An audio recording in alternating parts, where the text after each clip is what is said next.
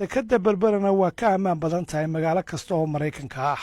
Inantayda oo 9 jir ah ayaa booqatay iyadoo aan qabin cabsi ammaan darro. Watches as a pivotal decision looms. The United States under President Trump grapples with the question of recognizing Somaliland. Over because you may not get back home. The president is considering a new travel ban that would put restrictions on 43 It was reported that Trump was planning to make the US the first country to recognize Somaliland. Assalamu alaikum wa rahmatullah wa barakatuh. Dhamaan ummadda islaamka meel kasta joogtaan aad baad u mahadsantihiin. Channelkaygu haddana subscribe ku hayn subscribe, like tana adigan kugu leeyahay. soo dhawo gacmo furan qalbi furan qol furan iyo qaar kale badan maanta maxay idin hayaa Somaliland arimaheega meel xasaasi ah maray run ahaantii aqoonsiga Somaliland iyo waliba heshiisyada Somaliland meel xasaasi ay marayaan ma sha Allah ilaahay markasta kor hay noo qaado cid aan u baahanahay ma jirto aan ilaahay ahayn aadiyaan bal aan soo daawano maxaa ka cusub arimihii aqoonsiga iyo Somaliland arimaheega iyo heshiisyada cusba ay gashay aadiyaan dekadda barbarana waa ka ammaan badan tahay magaalo kasta oo Maraykanka ah. Inantayda oo 9 jir ah ayaa booqatay iyadoo aan qabin cabsi ammaan darro, halka kooxaha argagixisadu ay hub sharci darro ah soo geliyaan Soomaaliya oo dhan. Somaliland waxa ay sugtay ammaanka 450 mayl oo xeebteeda ah. Somaliland sidoo kale waa hoyga dugsiga abaarso laga yaabaa inuu yahay mashruuca ugu guulaha badan ee hay'adda horumarinta caalamiga ah ee Maraykanka. ardayda ka qalin jabisay dugsiga abaarso waxay gaadheen heerarka ugu sarreeya ee Maraykanka. Hargeysa ayaa maanta ku faantay inuu ka mid yahay dugsiyada ugu wanaagsan. Hargeysa oo kaliya ma aha ee geeska Afrika oo dhan, ayuu sheegay Michael Robin isagoo intaasi sii raaciyay in sababtaas ay tahay ta keentay in marka Maraykanka la joogo in baasaboorka Jamhuuriyadda Somaliland ay fiiseeyaan hay'adaha socdaalku, halka ka Soomaaliyana lagu daray dalalka ku jira liiska cas ee uu madaxweyne Trump ku soo rogay xayiraadda socdaalka. dadka qaar waxay la yaaban yihiin Somaliland inta ay jirto waxay qabsatay balse qofka qalbigiisu uu fayow yahay ma sha Allah ayuu raacinaya laakiin qofka aan qalbigiisu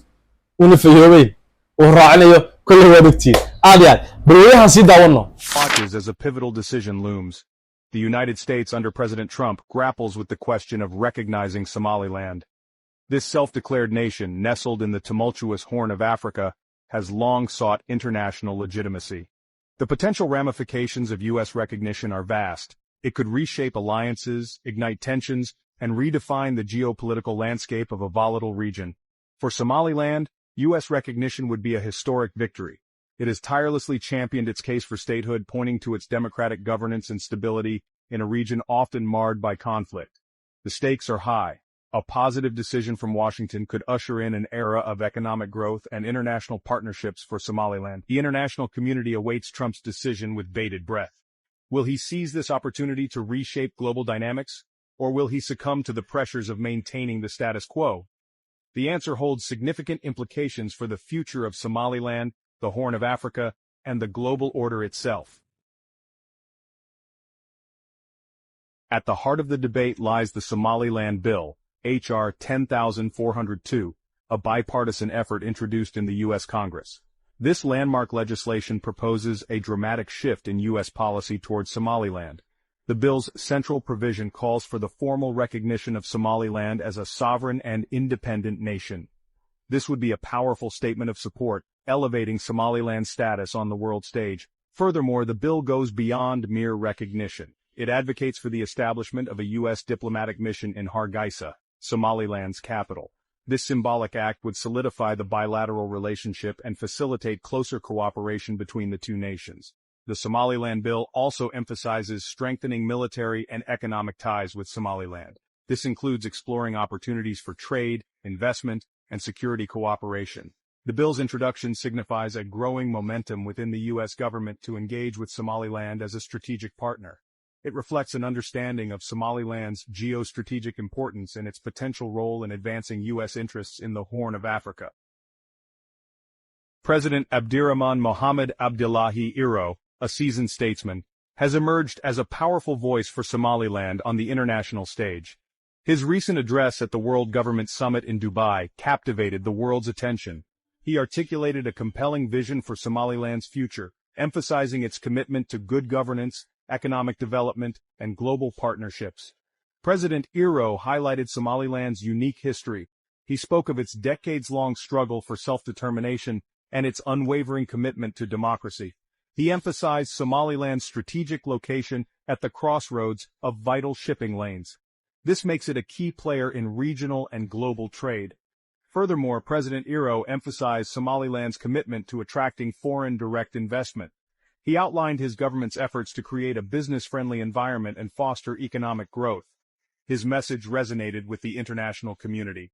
Somaliland, under President IYO's leadership, is positioning itself as a reliable and stable partner in a region often plagued by uncertainty.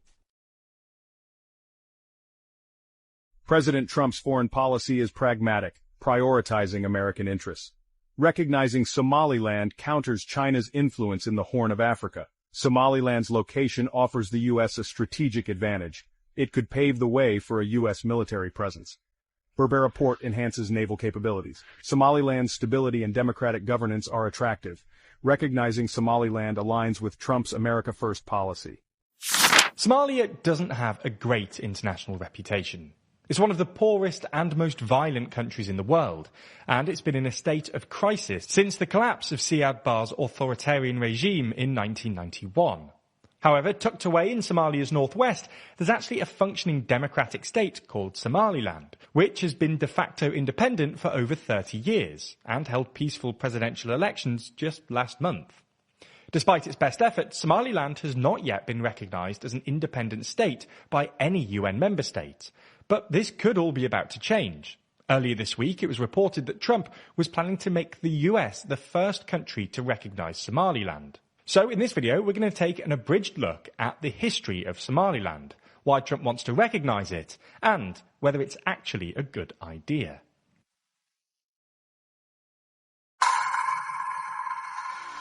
Before we start, if you haven't already, please consider subscribing and ringing the bell to stay in the loop and be notified when we release new videos. So, to understand this story, you need a bit of context about Somaliland. We've actually done a couple of videos on Somaliland before, so go watch that if you want to know more. But the TLDR is that modern-day Somalia used to be split into two colonial territories, Italian Somaliland in the east and British Somaliland in the northwest. In 1960, British Somaliland became the independent country of Somaliland, to be recognised by 35 other UN members. 5 days later, though, Italy gave up Italian Somaliland, and the two immediately united to become the Somali Republic, which is what we now call Somalia. In retrospect, this was probably a bit of a mistake from Somaliland's perspective. Italian Somaliland has a population roughly 8 times that of British Somaliland, and the north was often overlooked by the south. Somalia's first constitution, for example, only passed in 1961 because it had overwhelming support in the south. Somaliland got its chance for autonomy in 1991, when Somali dictator Siad Barre was overthrown by anti-government rebels, including the Somali National Movement. The Somali National Movement were a northern paramilitary group, and after ousting Barre, they decided to declare Somaliland's independence, with basically the same borders as the British Protectorate of Somaliland. In 2001, they held a referendum on independence, which was supported by 97% of Somaliland citizens. Since then, Somaliland has been essentially an autonomous state outside of Somalia, and a beacon of stability in a region otherwise beset by chaos. They've held multiple peaceful elections, and in 2017, Freedom House ranked Somaliland as the only free country in East Africa. They've got their own government, currency, passports, police force, license plates, and even a consulate in Washington. Despite this, Somaliland hasn't been explicitly recognised by any other country, although it's been indirectly recognised by a handful of countries. South Africa, for instance, accepts Somaliland passports. The UAE set up a small military presence in the country in 2017, and Ethiopia signed an agreement with the Somaliland government to use BARBAR port earlier this year. Interestingly, however, the question of Somaliland's prospective independence has been a relatively hot topic in both the UK and the US. In the UK, 5 local councils, namely Bristol, Sheffield, Cardiff, Liverpool and Tower Hamlets, have, for some reason, passed resolutions recognising Somaliland's right to independence, and it's a weirdly popular idea on parts of the right.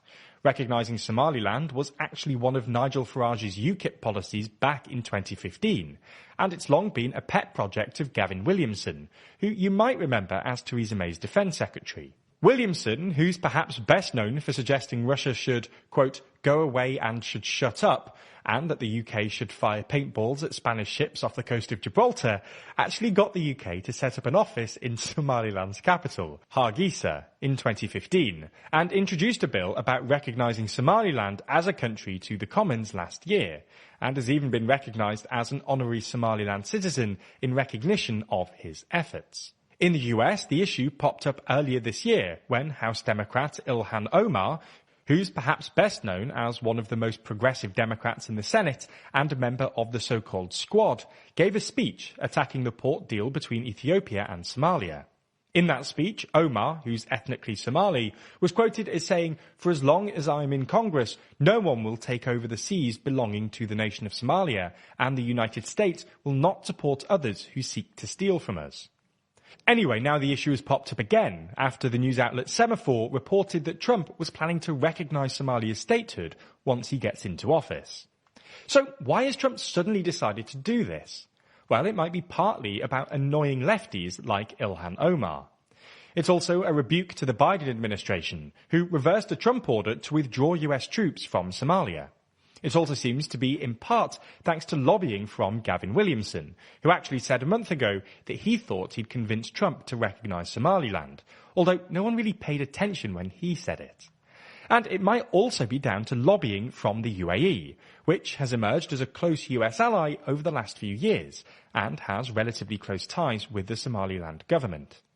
But the main reason that Trump, as well as some other Republicans, are now keen on the idea is probably because Somaliland, which sits just south of the Red Sea along the Gulf of Aden and across from Yemen, is in a strategically important position. The Red Sea is an incredibly important international trade route, usually accounting for about 30% of all global container traffic. Over because you may not get back home. The president is considering a new travel ban that would put restrictions on 43 different countries. Couple that with advisories from foreign countries warning their citizens to avoid the United States. And it's been a really big mess for the airline industry. Joining me now is News Nation travel editor Peter Greenberg. Peter, good morning to you.